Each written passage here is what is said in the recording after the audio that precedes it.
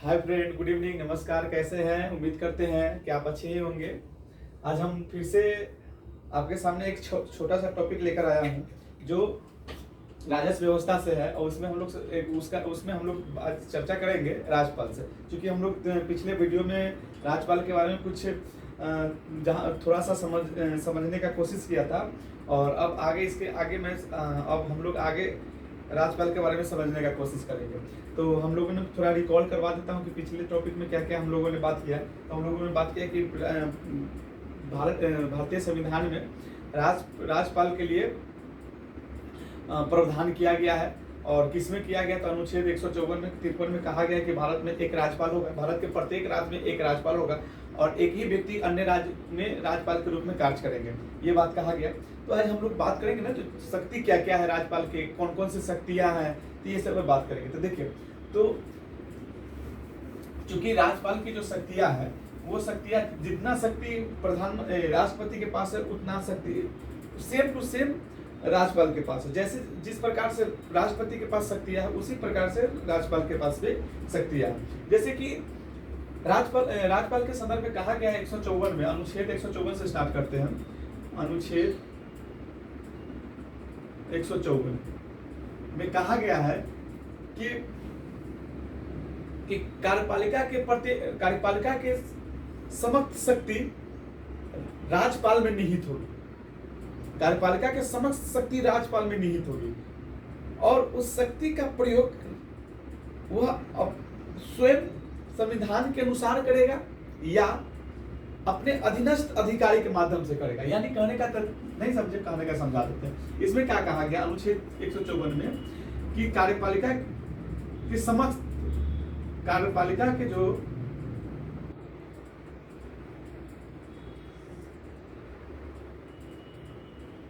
समस्त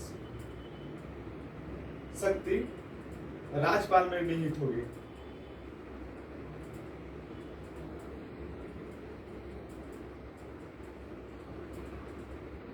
इसका मतलब क्या हुआ? जितना भी शक्ति है कार्यपालिका, जो भी कार्यपालिका के पास शक्ति है, और सब सारा का सारा शक्ति किसमें है? राज्यपाल में है। यानी कि कार्यपालिका अगर कोई भी कार्य करेगी, कोई भी शक्ति का प्रयोग करेगी, तो बिना कार्यपालिका से बिना पूछ के नहीं करेगी। समझ है ये बात के कि कार्यपालिका की सारा शक्ति कार्यपालिका कोई भी कार्यपालिका कोई भी कार्य करेगी तो बिना राज्यपाल की अनुमति से नहीं करेगी। यानी कि राज्यपाल से अनुमति उन्हें लेना ही होगा। तो इन शक्तियों का प्रयोग कौन करता है? वो कार्यपालिका राज्यपाल स्वयं करता है, या वो उसके द्वारा कोई अधिकारी को नियुक्त करके वह उस शक्ति का प्रयोग करे। तो इस कहा गया अनुच्छेद 166 में कहा गया है, क्या कहा गया है अनुच्छेद 166 में यह कहा गया है कि कार्यपालिका, ध्यान से सुनिएगा, ये बड़ा बहुत इंपॉर्टेंट है। 166 में क्या गया अनुच्छेद, रुकिए एक मिनट कीजिए, अनुच्छेद आर्टिकल 166 क्या कहा गया है कि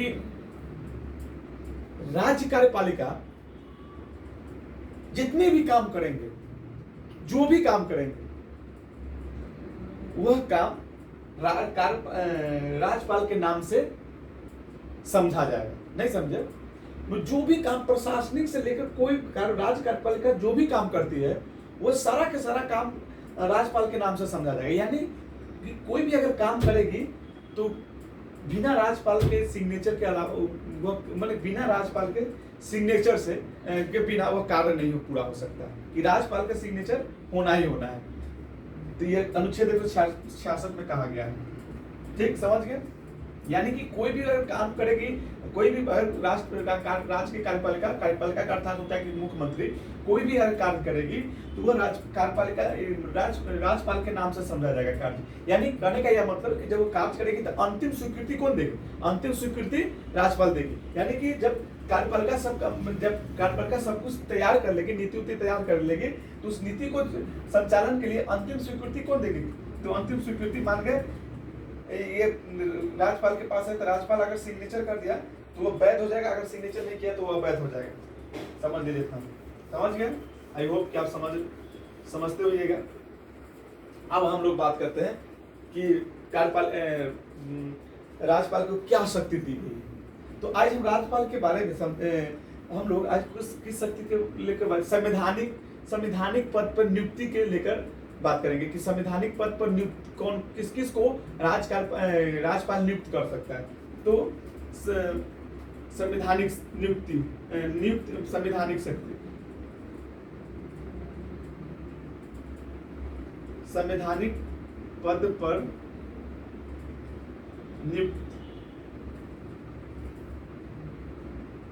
करने की शक्ति कितना है भाई, किस किस को नियुक्त कर सकता है कार्यपालिका संवैधानिक पद पर किस किस को नियुक्त कर सकता है। तो हम लोग बात करते हैं किन किन को नियुक्त कर सकता है। ठीक है, देखिए अनुच्छेद 168 में कहा गया है कि संवैधानिक पद पर माने कि जो संविधान में जो पद बनाया गया है उस पद पे नियुक्त किस किस को नियुक्त करने का अधिकार कार्यपालिका के पास है। तो पहला बात कहा गया है कि कार्यपालिका, देखिए जिस प्रकार राष्ट्रपति सुप्रीम कोर्ट के न्यायाधीश मुख्य न्यायाधीशों की नियुक्ति करता है, हाई कोर्ट के मुख्य न्यायाधीशों की नियुक्ति करता है, उसी प्रकार राज्यपाल राष्ट्रपति जिला न्यायाधीश को नियुक्त करेगा। तो किसको नियुक्त करेगा? जिला न्यायाधीश को, जिला न्यायाधीश को नियुक्त करेगा। जिस प्रकार राष्ट्रपति इलेक्शन कमीशन यानी कि निर्वाचन आयोग का गठन करता है, उसी प्रकार राज्यपाल राज्य निर्वाचन आयोग का गठन करेगा। कौन? राज्य निर्वाचन आयोग का गठन करेगा। जिस प्रकार राष्ट्रपति वित्त आयोग का गठन करता है, उसी प्रकार राज्यपाल राज्य वित्त आयोग का गठन करता है। राज्य वित्त आयोग। जिस प्रकार राष्ट्रपति संघ लोक सेवा आयोग का गठन करता है, उसी प्रकार राज्यपाल राज्य संघ लोक सेवा आयोग का गठन करता है। राज्य संघ लोक सेवा आयोग ये सब करता है। जिस प्रकार इलेक्शन कमीशन हो गया ना, जिस प्रकार राष्ट्रपति भारतीय इलेक्शन कमीशन का गठन करता है, निर्वाचन आयोग का गठन करता है, उसी प्रकार राज्यपाल राज्य निर्वाचन आयोग का गठन करता है। यानी राज्य निर्वाचन आयोग का गठन करता है, राज्य निर्वाचन आयोग का गठन करता है।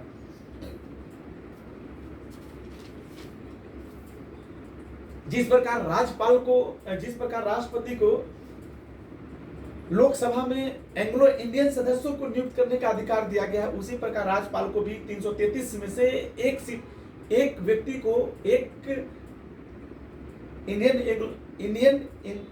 एंग्लो इंडियन व्यक्तियों को नियुक्त राज्यसभा में राज्य विधानसभा में नियुक्त करने का अधिकार दिया गया। यानी एक, लेकिन यह अभी प्रावधान समाप्त कर दिया गया 144वां संविधान संशोधन से के माध्यम से, क्योंकि यह एंग्लो इंडियन के पर्याप्त मात्रा में सदस्य की संख्या पूर्ण गई है, इसलिए इसे समाप्त कर दिया गया है। लेकिन यह प्रावधान किया गया था एक एंग्लो इंडियन राज्यपाल विधानसभा में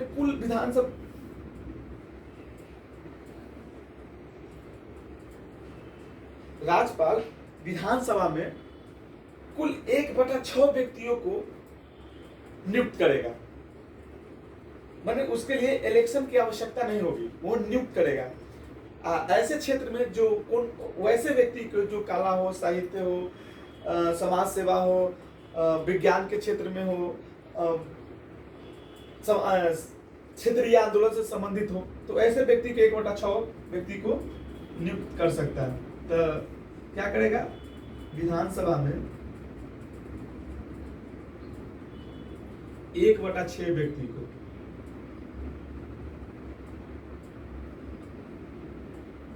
नियुक्त कर सकता है। कौन कौन को किसको नियुक्त कर सकता है? तो साहित्य, कला, विज्ञान, समाज सेवा, क्षेत्रीय आंदोलन,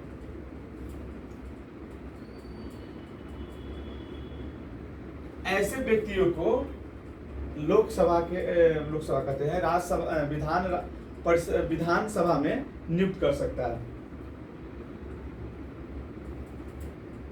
एक चीज और, राष्ट्रपति को राज्यपाल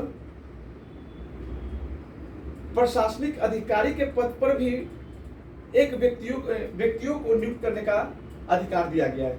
यानी अगर कोई भी ऐसा व्यक्ति है जो राष्ट्रीय स्तर पर अपने राज्य का नाम रोशन किया है, तो वैसे व्यक्तियों को राज्यपाल प्रशासनिक अधिकारी के पद पर नियुक्त कर सकता है। इसमें यह भी याद रखिएगा, प्रशासनिक अधिकारी के पद पर नियुक्त कर सकता है। यानी कहने का तात्पर्य क्या हुआ? कहने का तात्पर्य यह हुआ कि माने कोई ऐसा व्यक्ति है, कोई ऐसा व्यक्ति, लड़का है या लड़की है, जो अपने प्रतिभा के माध्यम से उस राज्य को देश के नाम रोशन किया है, तो ऐसे व्यक्तियों को बिना परीक्षा दिए हुए एसडीएम के पद दिया जा सकता है, डीएसपी का पद दिया जा सकता है,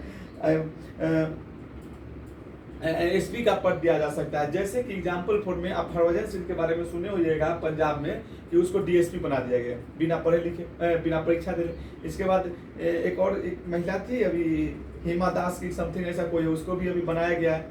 फिर आप ये सुने होइएगा नीरज चोपड़ा को भी शायद बनाया गया है, हरियाणा सरकार ने बनाया है। तो ऐसे में राज्यपाल के पास ये शक्ति प्रदान की गई कि क्या है, ये संवैधानिक शक्ति है, यानी कि संविधान के पद पर उन्हें नियुक्त करने का अधिकार दिया गया है, संवैधानिक पद पर। ठीक, तो आई होप कि आप समझ गए होइएगा। अगला वीडियो में मेरा राज्यपाल के विधायक शक्ति क्या होता है उसके बारे में लेकर आऊंगा। Thank you so much.